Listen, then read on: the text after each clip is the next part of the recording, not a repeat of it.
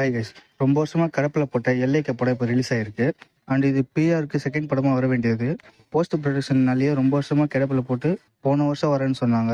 அங்கேருந்து போஸ்ட்பண்ட் ஆகி February 14 வரேன்னு சொல்லி பொய் சத்தியம் பண்ணாங்க. இப்போ ஃபைனலாக இந்த படம் ரிலீஸ் ஆகிருக்கு. இந்த படத்தோட கதை என்னன்னு பார்த்தீங்கன்னா, ட்ரெய்லர்லேயும் நிறைய படம் முடிஞ்ச அளவுக்கு சஸ்பென்ஸ் தான் வச்சுருப்பாங்க. பட் இந்த படத்தோட ட்ரெய்லர் பொறுத்த வரைக்கும் ஆல்மோஸ்ட் முழு படத்தையும் ரிவீல் பண்ணியிருக்காங்க தான் சொல்லணும். அப்படி பார்க்கும்போது இந்த படத்தோட கதையை ஷார்ட்டாக சொல்லணும்னா 2040 நடக்கிற மாதிரி செட் பண்ணியிருக்காங்க. அந்த காலகட்டத்தில் வாழ்கிற மக்கள்லாம் எந்த மாதிரிலாம் கமிட் ஆகுறாங்க, அவங்களோட ரிலேஷன்ஷிப்ஸில் எந்த அளவுக்கு ஸ்மூத்தாக கொண்டு போகிறாங்க, அதெல்லாம் மொத்தமாக கவர் பண்ணுறாங்க. அந்த மாதிரி இந்த படத்தோட ஹீரோவுக்குமே ஒரு பொண்ணு மேலே இன்ட்ரெஸ்ட் வருது. அந்த பொண்ணு கூட ஹீரோ ஒன்றா சேர்ந்தாரா இல்லைங்கிறது இந்த படத்தோட கதை. வழக்கம் போல் இருக்கிற தமிழ் சினிமாவில் இருக்கிற கதை தான் இதுவும். இந்த கதையை முடிஞ்ச அளவுக்கு புது வேர்ல்டுலேயே கிரியேட் பண்ணி முடிஞ்ச அளவுக்கு புதுசாக ட்ரை பண்ணியிருப்பாங்க. அண்ட் இந்த கதைக்கு இந்த ஐடியாவும் ரொம்ப நல்லாவே ஒர்க் ஆயிருந்துச்சு.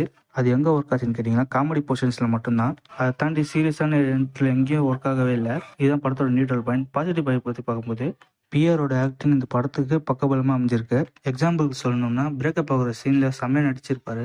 அவருக்கு அப்பாவும் நடிச்ச சீமானும் அவரும் ரொம்ப நல்லா நடிச்சிருந்தாரு. நான் பார்த்தவரும் கடைசியாக சீமான் சார் நம்ம சினிமாவில் பார்த்தது எப்போன்னா, இந்த மாயாண்டி குடும்ப படத்தில் தான் பார்த்துருக்கேன். அதுக்கப்புறமா 2 படம் நடுவில் நடித்தார். அந்த படம் பேர் என்னன்னு கூட தெரியல. அந்தளவுக்கு சோழரான பட்ஜெட்டில் படத்தில் நடிச்சிருந்தாரு. இப்போ இந்த படம் மூலமாக திமுக திரும்ப ரீஎன்ட்ரி கொடுத்துருக்காரு. இதே மாதிரி இன்னும் நிறைய படம் சீமான் நடிச்சாருன்னா மிஸ்கின் ஜிவிஎம்கே டஃப் கொடுப்பாருன்னு நினைக்கிறேன். அந்தளவுக்கு அவர் கேரக்டர் ரொம்ப ஸ்ட்ராங்காகவே இருந்தது. அண்ட் இவங்களையும் தாண்டி மற்ற கேரக்டர்ஸ்க்கும் காமெடிக்கு இம்பார்ட்டன்ஸ் கொடுத்து நடிக்க வச்சுருந்தாங்க. விடிவி கணேஷ், யோகி பாபு, ஆனந்த்ராஜ் இவங்களையும் தாண்டி வில்லத்தனத்துலேயும் காமெடியும் சேர்த்து ஒரு கேரக்டர் இதில் விஜய் சூர்யா பண்ணியிருப்பார். அந்த கேரக்டர் ஓரளவு ரசிக்க முடிஞ்சது தான் இருந்தது. அந்த அனிருத்தோட மியூசிக் இந்த படத்துக்கு முடிஞ்ச அளவுக்கு உயிரை கொடுத்து மியூசிக் பண்ணியிருக்காரு. But no use. ஏன்னா முந்தைய படங்களுக்கு அனிருத் போட்ட மியூசிக் இந்த படத்துக்கு அந்தளவுக்கு இல்லை. ஒரே ஒரு ஆறுதல் என்ன கேட்டீங்கன்னா, மியூசிக் வைஸா அவரோட பழைய ஆல்பம் பாட்டை இந்த படத்தில் ரீயூஸ் பண்ணியிருக்காங்க. அந்த பாட்டு இந்த படத்துக்கு தான் அமையுங்கிறது எழுதி வச்சிருக்கு. ஏன்னா இந்த பாட்டு 12 வருஷத்துக்கு முன்னாடியே வந்தது. இன்டர்நெட் யூசேஜ் வந்த அந்த காலகட்டத்தில் நிறைய பேர்கிட்ட ஆல்மோஸ்ட் 3G மொபைல் தான் இருந்தது. அப்படி இருக்கும்போது எனக்கு நல்லா ஞாபகம் இருக்குது. இந்த பாட்டு நிறைய வாட்டி ரிப்பீட் மோடில் போட்டு கேட்டிருக்கேன். அண்ட் இது ஒரு ஆல்பம் சாங்னு தெரியாமல் எந்த படத்தில் இந்த பாட்டு நான் நிறைய தேடி இருக்கேன். இந்த மாதிரி எக்ஸ்பீரியன்ஸ் இருக்கான்னு உங்களுக்கு கமெண்ட்டில் சொல்லுங்கள்.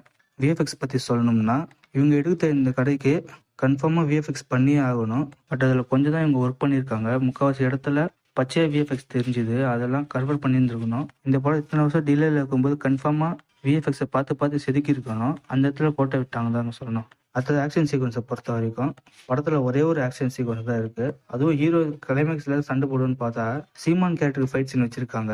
அந்த ஃபைட் சீனும் சரியாக காட்டவே இல்லை. நான் ஸ்டார்டிங்கில் டைட்டில் கார்டு பார்க்கும்போது 4 ஃபைட் மாஸ்டர் பேர் இருந்துச்சு. இந்த ஒரு சின்ன ஃபைட்டுக்கு 4 மாஸ்டர்னு தெரியல. எனக்கு ஒரு நிமிஷம் கூட இல்லைங்க அந்த ஃபைட் சீனு.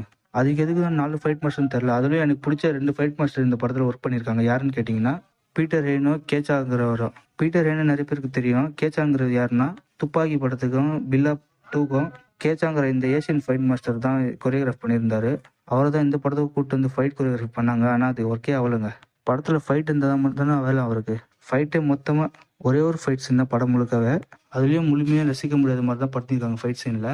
இந்த ஒரு செக்மெண்ட்டில் மட்டும்தான் நான் ரொம்ப டிசப்பாயிண்ட் ஆனேன். மற்றபடி ஓவராலாகவே ஆவரேஜான மூவி, ஒன் டைம் வாட்சபிள் தான். பிஆரோட முந்தைய படங்கள் நீங்கள் கம்பேர் பண்ணும்போது அவரோட ஸ்டாண்டர்டுக்கு இந்த படம் அந்தளவுக்கு ஒருத்தர் தான் நினைப்பீங்க. பட் இருந்தாலும் தேட்டரில் போய் ஒரு தடவை பார்க்கலாம். நீங்கள் ஆல்ரெடி இந்த படத்தை பார்த்தீங்கன்னா ஒப்பீனியன் கமெண்ட்டில் சொல்லுங்கள். வீடியோ பிடிச்சிருந்தாலே சப்ஸ்கிரைப் பண்ணுங்கள். Bye guys.